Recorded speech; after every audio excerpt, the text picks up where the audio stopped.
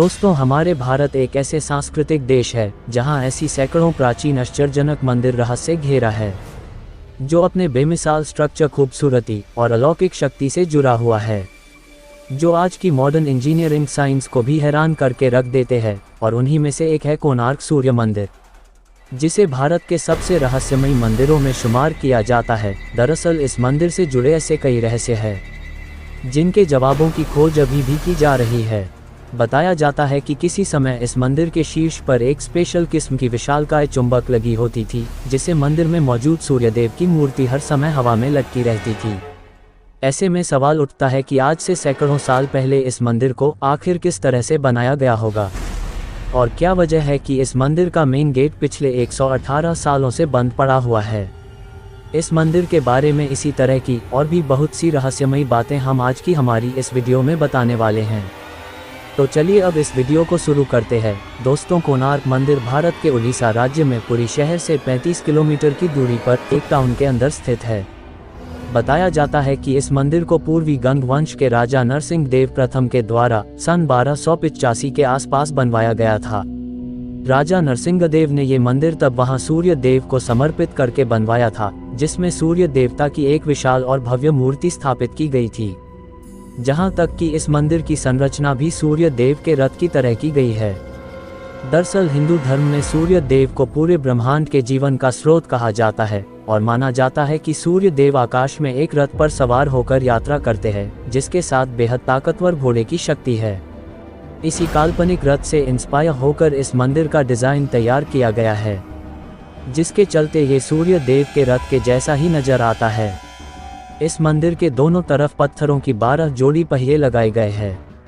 साथ ही साथ घोड़े इस मंदिर के आदि की तरफ इस तरह से बनाए गए हैं कि उन्हें देखकर लगता है मानी वो मंदिर को खींचकर आगे ले जा रहे हो।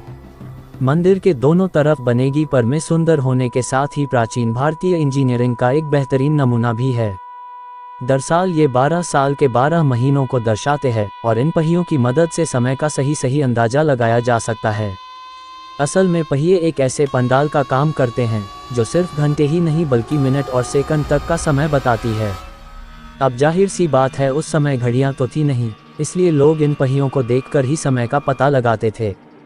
इसके अलावा इस मंदिर का रुख भी इस तरह से है कि सुबह की पहली किरण सीधा मंदिर के प्रवेश द्वार पर पड़ती है, जो दिखने में वाकई ही एक अद्भुत दृश्य नजर आता है। इस मंदिर की दीवारों पर नक्काशी और मूर्तिकला का भी बेहतरीन काम देखने को मिलता है, और यहाँ बनाए गए हर स्तर पर का अपना एक अलग मिलेंगे।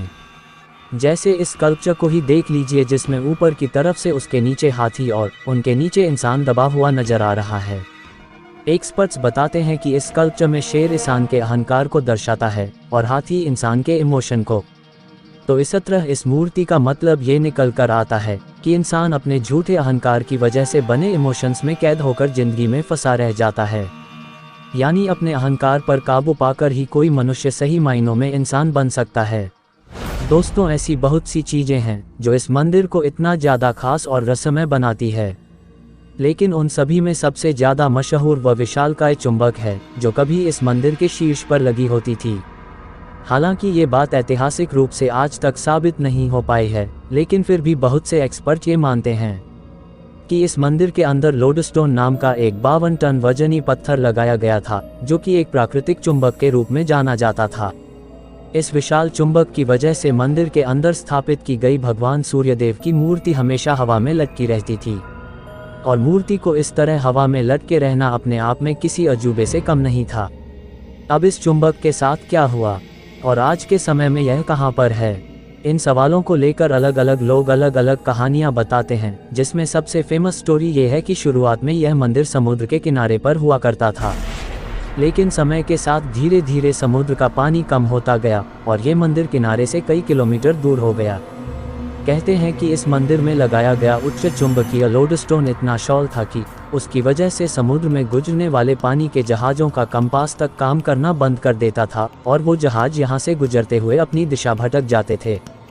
कहा जाता है कि पुर्तगाली नाविक अपने जहाज़ों को बचाने के लिए इस मैग्नेट और भगवान सूर्यदेव की प्रतिमा को मंदिर से निकालकर अपने साथ ले गए थे, और इस मंदिर से मैग्नेट का निकलना ही इसके गिरने की असल वजह बना था। कुछ एक्सपर्ट्स का यह मानना है कि इस मंदिर के स्ट्रक्चर को मजबूती देने और इसे खड़ा रखने में उस मैग्नेट का बहुत बड़ा रोल था, क्योंकि इस मंदिर को बनाने में जो पत्थर इस्तेमाल किए गए थे उन पत्थरों के ब्लॉक्स के बीच में लोहे की प्लेट लगाई गई ताकि मैग्नेट की पावर से सभी पत्थर अपनी जगह जमी रहे। ऐसे में जब इस मंदिर के ऊपरी हिस्से से उस मैग्नेट को निकाल दिया गया तो मंदिर का पूरा स्ट्रक्चर बेहद कमज़ोर हो गया, जो समय के साथ साथ धीरे धीरे नष्ट होता चला गया। इसके अलावा कुछ लोग ये भी दावा करते हैं कि इस मंदिर को पुर्तगाली नागरिकों ने नहीं बल्कि भारत में घुसे विदेशी आक्रमणकारियों ने नष्ट किया था। और साथ ही इस मंदिर में स्थापित की गई मूर्तियों में से एक मूर्ति उड़ीसा के पुरी टेम्पल में आज भी स्थित है और एक मूर्ति दिल्ली के नेशनल म्यूजियम में रखी हुई है। हालांकि इनमें से कोई भी बात ऐतिहासिक रूप से साबित नहीं है। दोस्तों, इस बात में कोई शक नहीं कि कोणार्क मंदिर बेहद अद्भुत और सुंदर नजर आता है, लेकिन मंदिर का जो हिस्सा हम लोग देखते हैं वो असल में पूरा मंदिर नहीं है। दरअसल इस मंदिर में कुल 3 मंडप हुआ करते थे, जिसमें 2 मंडप कई सदियों पहले पूरी तरह नष्ट हो चुके थे और आज इसका सिर्फ एक मंडप ही बाकी रह गया है। अब इस मंदिर के बाकी हिस्सों के नष्ट होने के पीछे भी लोग अलग अलग कारण बताते हैं। कुछ लोग कहते हैं कि मंदिर के वह हिस्से आक्रमणकारियों के द्वारा किए गए हमले की वजह से नष्ट हुए थे, तो कुछ एक्सपर्ट का मानना ये है कि ये मंदिर कभी बन ही नहीं पाया था और मंदिर के जो हिस्से अधूरे रह गए वो समय के साथ धीरे धीरे खुद ही नष्ट हो गए। अब इनमें से कही गई कौन सी बात सही है और कौन सी गलत ये कह पाना मुश्किल है, क्योंकि एक्सपर्ट अभी भी इस मंदिर के नष्ट होने का असल कारण पता लगा रहे हैं।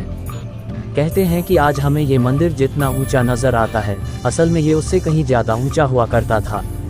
यहाँ तक कि समुद्र में सफ़र करने वाले नाविक इस मंदिर के शिखर को अपने जहाज़ों से ही देख लिया करते थे। इसके अलावा एक स्टोरी ये भी है कि प्राचीन समय में कोणार्क एक मशहूर व समृद्ध शहर हुआ करता था, लेकिन 16वीं शताब्दी के दौरान जब इस मंदिर से सूर्य देव की मूर्ति हटा दी गई तब इस मंदिर में पूजा होना पूरी तरह बंद हो गया, जिसके चलते तीर्थ यात्रियों ने भी इस मंदिर में आना बंद कर दिया और देखते ही देखते ये नगर पूरी तरह वीरान होकर जंगल के रूप में बदल गया। फिर कई सदियों बाद जब इस मंदिर को खोजा गया तब इसकी हालत बहुत ज़्यादा खराब हो चुकी थी और इसके कई हिस्से पूरी तरह ढहकर नष्ट हो चुके थे। आज के समय की बात करें तो इस मंदिर का सिर्फ एक ही मंडप बाकी रह गया है, जिसको इस मंदिर का प्रधान मंडप माना जाता है। लेकिन हैरानी की बात यह है कि इस मंडप के अंदर जाने के सभी रास्ते आज से 118 साल पहले पूरी तरह सील कर दिए गए थे, जो आज भी उसी तरह बंद पड़े हुए हैं। अब ऐसे में सवाल ये उठता है कि आखिर इतना समय बीत जाने के बाद इस मंदिर का दरवाज़ा आज तक खोला क्यों नहीं गया। दोस्तों, ये चीज़ इस मंदिर को और भी ज़्यादा रहस्यमय बनाती है और इस दरवाजे के बंद होने को लेकर लोग तरह तरह की अंधविश्वासी बातें भी करते हैं। हालांकि इसको बंद करने के पीछे यह तर्क दिया जाता है कि 19वीं शताब्दी का अंत होते होते इस मंदिर का आखिरी मंडप भी कमज़ोर होकर गिरने के कगार पर पहुंच गया था और इसको गिरने से बचाने के लिए साल 1903 में उस समय के गवर्नर जॉन वुडवर्ड ने इस मंदिर के अंदर रेत भरवाकर इसके सभी दरवाज़ों को सील करवा दिया था। इसके बाद ना जाने कितनी बार इस मंदिर के मुख्य दरवाजे को खोलने की बात की गई, लेकिन हर बार अलग अलग वजहों से इस दरवाजे के खोलने को टाला जाता रहा। यहाँ तक कि इसी तरह आज 118 साल बीत चुके हैं, लेकिन अभी भी ये दरवाज़ा उसी तरह बंद पड़ा हुआ है। ऐसे में लोगों के मन में यह सवाल आता है कि क्या इस दरवाजे को सच में मंदिर को गिरने से बचाने के लिए बंद किया गया था, या फिर इसके बंद किए जाने के पीछे कोई और भी बड़ा रहस्य छिपा है। खैर, इन सवालों का जवाब हम लोगों को तभी मिलेगा जब इस दरवाजे को खोला जाएगा। दोस्तों, आज के लिए बस इतना ही। दोस्तों, मेरा चैनल नया है, मैंने अभी शुरू किया है। आपका सपोर्ट और फीडबैक मुझे नए वीडियो बनाने के लिए उत्साहित करेगी। वीडियो अच्छा लगा तो लाइक, शेयर और चैनल को सब्सक्राइब करना बिल्कुल ना भूलें।